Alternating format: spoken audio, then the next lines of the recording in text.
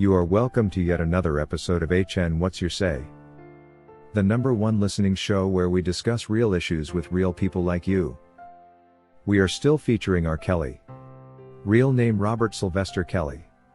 Also known as the R&B King.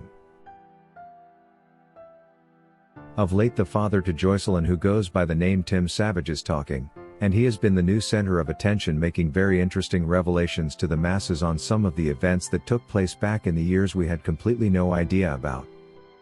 He recently exposed his co-accuser parent Angelo Clary when he talked about him sleeping with the alleged victims he accused R. Kelly for, and his wife having solicited her own daughter to lie about her age and trick R. Kelly into being with her, citing text message evidence which will leave your mind blown away. In the most recent of discussions with Storm, Timothy Savage is asked to clarify as to whether they were paid to participate in the Surviving R. Kelly documentary, and guess what? He said yes indeed, they were paid $1,500 for the shoot. Did Lifetime pay you and your wife for your appearance on the documentary? They paid us what we call a stipend fee, and that stipend fee was roughly about $1,500 to $2,000 each. While he later tries to defend this move by Lifetime, suggesting this money was given to them for food and more facilitation during the act, he forgot that months back we published a similar confession by another bad act accuser, Lynette Martinez, who mentioned being paid only $1,000. If this money was meant to facilitate lunches and more, why would it be a different amount for different people, as though it was a bid to see how much would convince each one of them to participate in the illegal production? Also, reducing this payment to nothing when he stated he makes this amount in only 3 days was a waste of time. I mean, who wouldn't want an extra $1,500 added to their month's earning? When asked whether they did react scenes to be used on the show, Tim Savage is hesitant to answer, but he didn't say no either. Meaning indeed there are certain scenes they were made to react.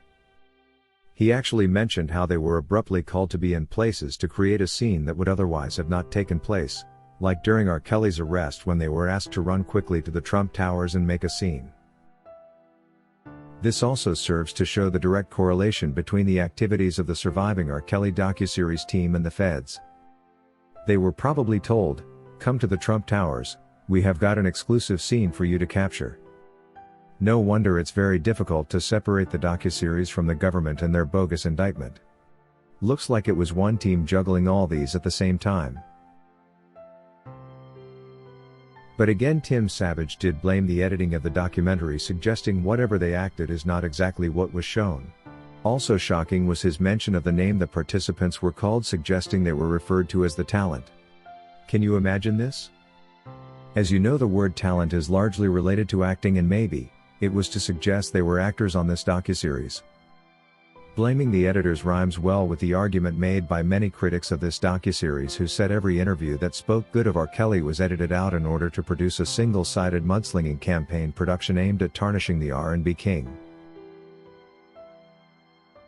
When asked what he thinks about the RICO charges against R. Kelly, who was indicted and convicted alone, he stammers to answer, trying to strike a balance not to disappoint his government partners who promoted him after all. In the process though, we are still able to get what the truth is despite his misinterpretation of what it could mean. He goes on to say even if R. Kelly didn't have to ask anybody to enable him, he feels they could have tried to act in their employer's best interest and in the process enabled him. Well, this statement actually does exonerate R. Kelly, considering the accusers too believe he didn't organize any sort of illegal enterprise. And to add icing to the cake, he even admits he doesn't know these people himself, Tim Savage. When asked what he meant when he discredited the docuseries, he was spot on to clarify that indeed the show did not depict the real picture of what they had performed, and he was therefore unhappy that it made some alleged victims more important than others. Ironically, that was his major problem.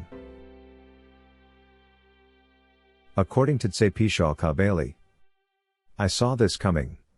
I knew well these accusers would eventually disagree on how to share their bounty stolen from R. Kelly, and this would cause them to spill the beans. Now we can see what this case was all about. Monetary gain for every participant. I am enjoying this, and I cannot wait to see how the appeal court interprets the new unfolding information." According to Annette Hunter, "I am so happy Tim is talking, as this will expose the real truth of the matter eventually.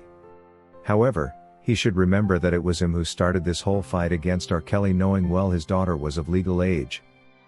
All this he did for money and fame, even if he pretends like it's not what he is looking for. R. Kelly should have never dated poor women living with their parents. This is what happens when a celebrity of R. Kelly's caliber dates poor women. They only wanted to use him as a meal ticket, and when they failed to get what they wanted, they resorted to sinking him. I hope the appeal court can see right through these people and make the right decision. Attorney Jennifer Bonjean has so far done her part, explaining all the defense arguments to the appeal court and making sure they understand. It will, however, be up to the appeal judges to decide R. Kelly's fate, but like Bonjean mentioned, if they don't listen, the Supreme Court will. And why exactly does Bonjean think this way? The arguments were clear.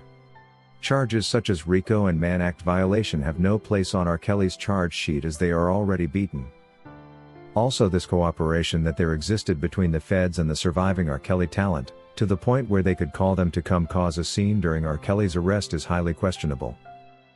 The government, and therefore the feds, were never supposed to involve themselves with the docu-series production in any way, but these two were largely intertwined and hard to separate in what clearly is a conflict of interest.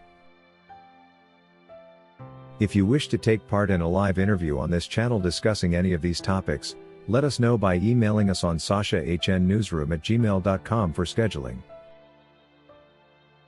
That is all we had for you today on HN What's Your Say? To keep updated whenever we post a new video, subscribe to this channel now. Also remember to hit the bell icon and enable notifications. And feel free to share your opinions with us in the comment section below, and let us know if you would like us to publish your views in our next release. We value all our subscribers' opinions.